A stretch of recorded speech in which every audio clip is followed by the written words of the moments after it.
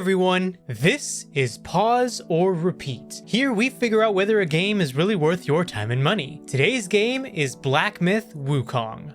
This game has been in headlines for both controversy and praise, but setting aside any public opinions, this game is from Chinese studio Game Science and is their first real AAA entry, as their previous two entries were mobile games. Did they deliver on a AAA experience? Let's swing into the gameplay and see what lies in store. The gameplay of Black Myth Wukong is akin to titles like God of War, Devil May Cry, and even From Software's Soul series. It takes elements from each of those as inspiration and delivers them to the player in an action-adventure RPG. You are equipped with lots of tools at your disposal in order to fight bosses and progress the story. From your staff to spells, skills, and transformations, there is plenty to tweak even after just the first chapter of the game. There are skill trees you can invest spark points into to unlock new skills or bolster already owned abilities, and you get sparks as you play the game and fight enemies. While the game is not open world, there's plenty to explore, and explore you will want to so that you don't miss out on some great boss fights. The game has 94 boss fights in total, and each boss fight gives you a reward to help you on your journey. Speaking of the journey, let's pivot to talking about the story. The story is heavily inspired by the Chinese novel titled Journey to the West. It involves the story of Sun Wukong, the Monkey King, and as you can imagine, that is who you play as. In the opening of the game, you are defeated by the Celestial Court and sealed in a stone.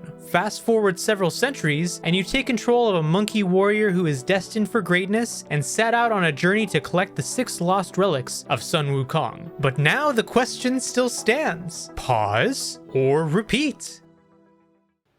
This game's got a lot of controversy around it recently, and I think, just to do due diligence to the game, let's set it aside for the conversation because we all know what it is. We actually went over it last week even.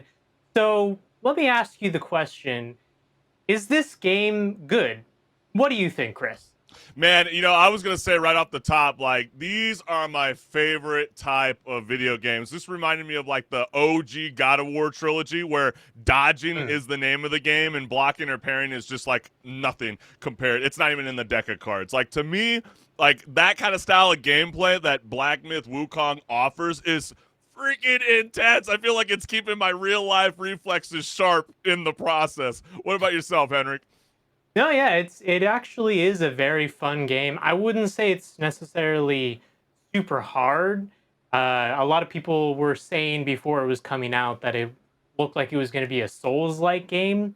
I wouldn't call it a Souls-like game because it doesn't have that level of difficulty. But isn't that kind of refreshing, though? Because, we did get the expansion from Elden Ring, and we all know how that goes. That is just you want to, you're scratching your head. You're more like slamming your forehead into the asphalt and grinding it. You know what they're gonna say when you say that, Chris, and I'm gonna say it too. It's a skill issue. It is, because I feel like when you're playing the Elden Ring expansion, you feel like your head is on a cheese grater. You're constantly I don't understand why this is so freaking difficult. But I feel like with this just a beautiful adaptation of a 16th century Chinese novel, Journey to the West, you play as the Destined One, facing off, like you said, a variety of different bosses, from a black bear to a tiger. And I gotta also say, what's more terrifying, Henrik, than playing the first boss that just casually reveals a second health bar? I don't know about anybody else, but my heart was already pumping out of my chest. And then when that comes out, I was like, yes, just going back to the basics. I love it. And, the graphics in and of itself really makes you want to even explore that culture even more. And I think Black Myth Wukong is doing the job so well, and that's why there are so many players gravitating towards the game. Yeah, it's got that mix of it's not a cakewalk, so you do have to put in some effort in the gameplay, and it does still have that element as well of you do feel actually powerful, especially when you start to unlock more of the abilities. And it actually, that gameplay does help deliver the story, because you don't start off the story as the Monkey King. You start off the story as just a standard monkey warrior who is going to collect the Sun Wukong relics to become the Monkey King eventually. Right. So it's a great way of storytelling even throughout the gameplay, and the story I think is solid. Yeah, I mean, I'm not super familiar with Journey to the West because I didn't grow up with it like I right. I did don't with, think a lot of some other people ones, in but we're on the West End, right? The Western yeah. civilization. I don't think a good majority of us had any idea about it. And I think that's why some gamers kind of wish Black Myth Wukong kind of leaned more towards the exploration route, because they are loving this kind of style of linear approach to the storytelling. But maybe, with such a massive success, maybe they might perk their ears a little bit, and maybe you might get that kind of expansion, or you might get that kind of open world feeling of environment games. But I just kind of love that they went down this approach, because we've already been oversaturated enough with these like open world games. And so sometimes Yeah. you just want a game that tells you exactly where to go, one straight line at a time. Yeah, and they always have the opportunity to do something in the future now because I mean they've made so much money off of the success of this game. So they definitely game science I'm talking about definitely has the opportunity to make something in the future, maybe open world if they want to, or maybe just tell another story from this you know generation of literature from the 16th century and maybe a different story. Maybe they'll Yeah. go and explore Wukong's story in a different respect.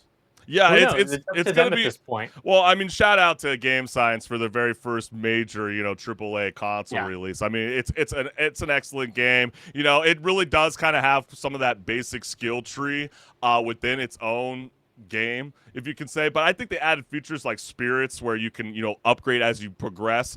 I think it's fantastic, because Yeah, nothing it's says actually a lot.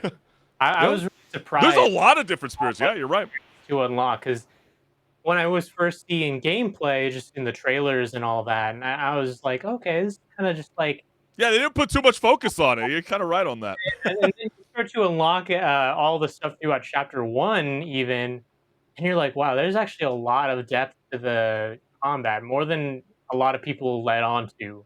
But isn't that kind of badass though? Like turning your sidekick into a little demigod. I Yeah, mean, it kind of makes yeah, your journey feel like a supernatural game of Pokemon, in my opinion. I thought it was really, really badass. And I know you referenced it right at the top of Pause and Repeat, but I think it is also worth noting though, like, yes, we have heard from gaming journalists that are grumbling about Black Myth Wukong's success. Despite its 96% rating on Steam and over 2.3 million concurrent players at launch. I think that is remarkable. And don't they realize that, like, in the end, no one cares where the game is published? I know that was like a yeah. majority of the backlash. It was like, hey, I think it's kind of weird that the majority of the player base is coming from China. I mean, dude, come on. Did anybody kind of say all that kind of stuff when Halo came out? Like, hey, like a good majority of the people from America and Europe are playing Halo. So I think the success, is not being, accurately measured. Like, really? Is that Yeah, really where we're going?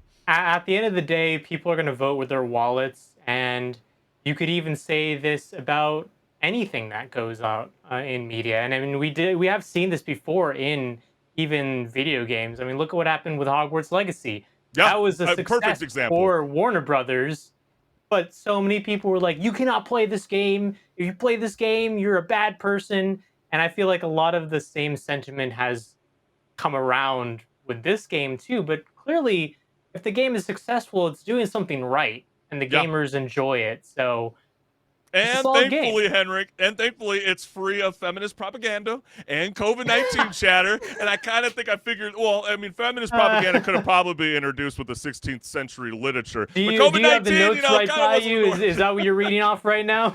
Yeah, right, exactly. But it's like, that was because of this whole do's and don'ts list, where really when they were handing out gaming keys, they didn't want people to really focus about the Chinese politics of things, really just focus on the gameplay, which is what we're trying to do here on Pause and Yeah. Repeat. But if you, like, I'm going to go back on it again. I mean, if you like that OG style of God of War trilogy, I think you're really going to love this game. Give it a chance. And it's only $60 compared to like a lot of the other gaming, day ones where they want $70, or maybe, I don't know if you heard about the drama with Star Wars Outlaws, where, if Yeah. you had the 3-day early access, you paid $110. Oh, by the way, this You game gotta is start over. really, really buggy. You got to start over. Your savings won't progress. So we're going to make you go back to day one with everybody else. crazy, just insane. So like, give a lot of shout outs to Black Myth Wukong. So clearly, as the gamers I'm sure can hear from the tone of my voice, this is a repeat. You're gonna have a blast playing this, and I'm sure I've already missed a few of these bosses along my own journey, and I cannot wait to play this for a third and fourth entry. What about you, Henrik the Wreck? Yeah, this is a definite repeat for me also, and I'd say even if you wait for a sale, you're just gonna get a better value out of this game because it's already got a lot of value at full price. So that's your discretion if you want to wait, but I'd say go for it if you see any bit of gameplay that you think you'd enjoy. Well, it definitely feels like the summer game of the year, but whether it is the game of the year, that is what we'll have to wait and decide. There's still time left. And there is they still got a good window of lineup of competition in their way as well.